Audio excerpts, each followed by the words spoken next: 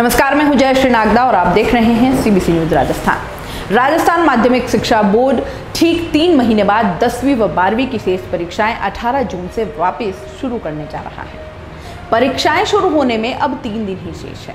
Board द्वारा प्रदेश भर में इन परीक्षाओं की तैयारियां जारी है। 10वीं व 12वीं की परीक्षाओं के लिए प्रदेश के कुल 20,58,000 परीक्षार्थी पंजीकृत हैं, लेकिन इन सभी की परीक्षाएं एक साथ नहीं हो रही। कोरोना वायरस संक्रमण को देखते हुए 12 दिन चलने वाली इन शेष परीक्षाओं में 12वीं में अधिकतम 2 लाख बच्चे परीक्षा देंगे, जबकि 10वीं कक्षा के 2 मुख्य पेपरों में विद्यार्थियों की संख्या प्रत्येक दिन 11,35,000 रहेगी।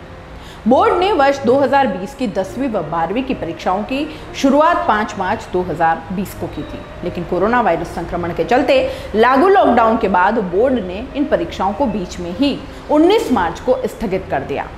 इसके बाद अब इन परीक्षाओं का आयोजन होने जा रहा है।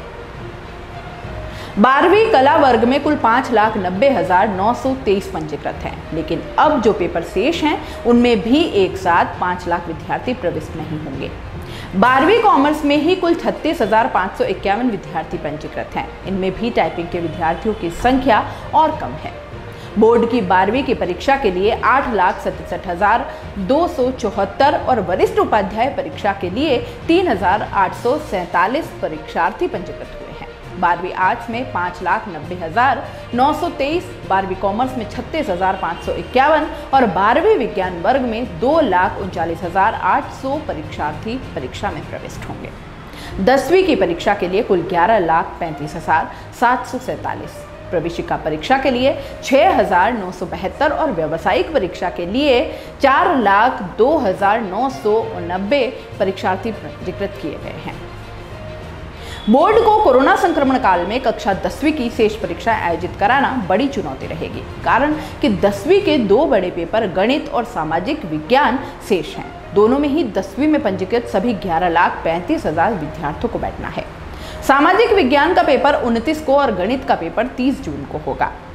अब कुल 6,206 परीक्षा केंद्रों पर यह परीक्षा होगी। पूर्व में 5,685 केंद्रों पर परीक्षा हुई थी। बोर्ड पहले ही स्पष्ट कर चुका है कि पूर्व की तुलना में इस बार प्रत्येक परीक्षा केंद्र पर 40% परीक्षार्थी कम बैठेंगे।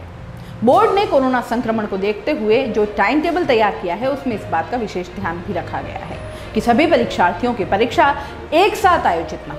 बोर्ड 12वीं विज्ञान वर्ग के शेष पेपर पहले आयोजित करवाएगा। इसके पीछे मुख्य वजह यही है कि 12वीं विज्ञान वर्ग के विद्यार्थी नीट और जेईई मेंस के टेस्ट में भी बैठ सकें।